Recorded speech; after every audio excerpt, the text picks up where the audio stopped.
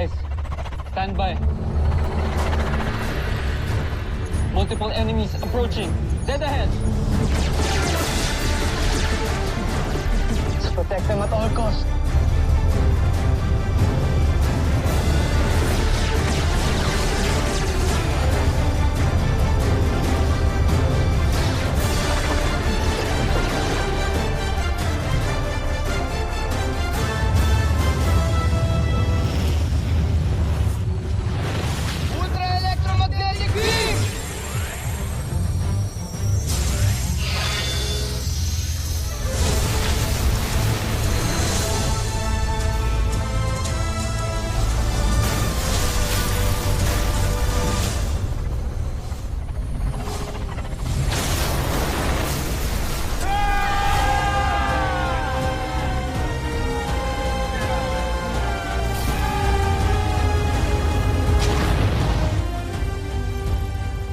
Papa! Papa? Papa ba talaga yan? Oo, si Papa ko! Woohoo! You made it, guys. Voltes 5. Ay, nakahanga-hanga ang nilikha mo, Pinuno. Baba na tayo. Gusto ko na ma-embrace si Papa. Don't worry, Little John. Before this day ends, lahat tayo mayayakap si Papa.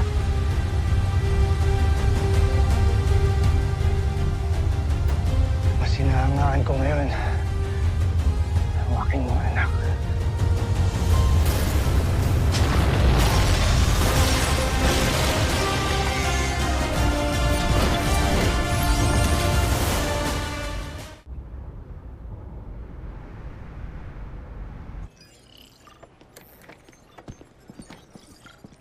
Nasaan na yung analysis na hinihingi ko? Ito po, sir. Thank you. Doctor?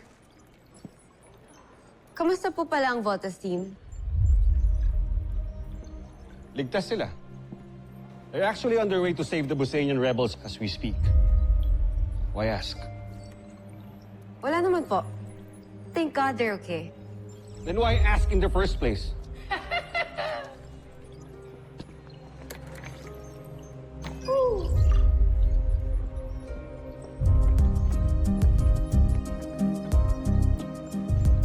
My God, Ava, wag masyadong obvious sa pagka-psycho. Medyo creepy na.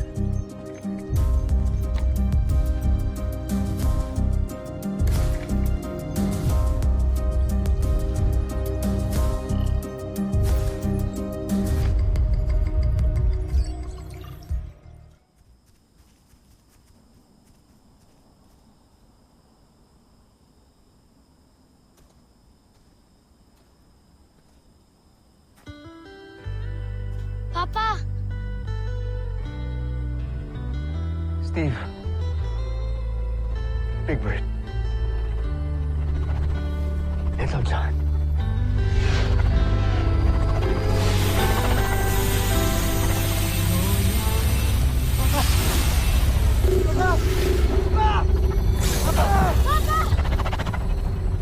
Sundan natin sila! Hindi na natin sila aabutan.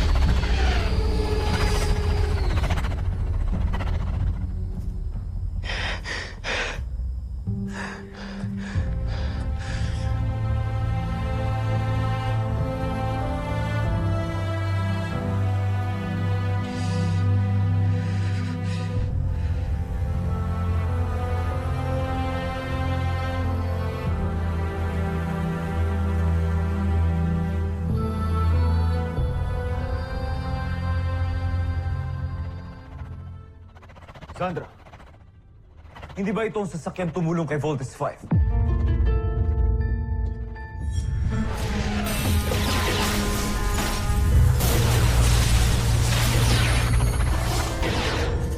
Siya nga, Jonfle.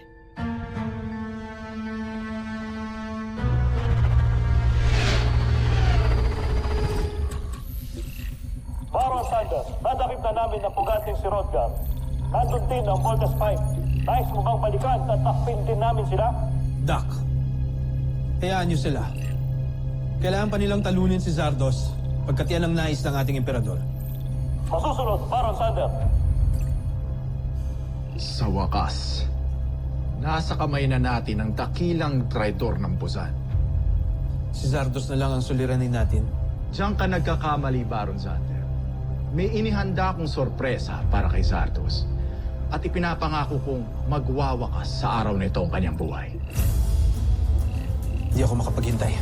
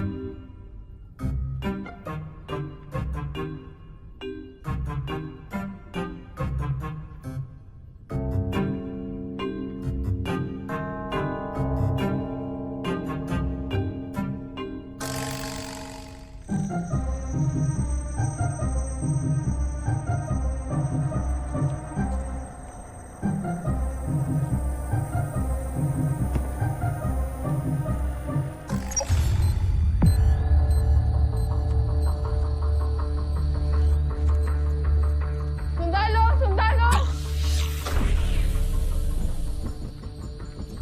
Tingnan niyo!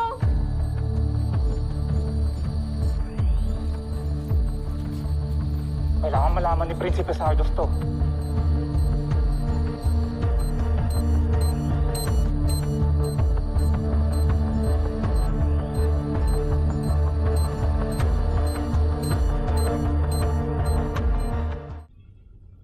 And Truva! Nung una ay tinulungan itong wasakin ng ating beast fighter. Ngayon naman ay kinuha niya si Ned Armstrong. Ano bang pakay nitong misteryosong pilotong ito? Isa ba siyang kakampi o kaaway? Maging ako ay naguguluhan, Joffrey. Mahal na Prinsipe, may nakita itong alipin na ito na bomba sa inyong silid. Ano? Bomba! Kung may nakita isang bomba, Tumawag ka! malamang nakakalat ito sa palasyo.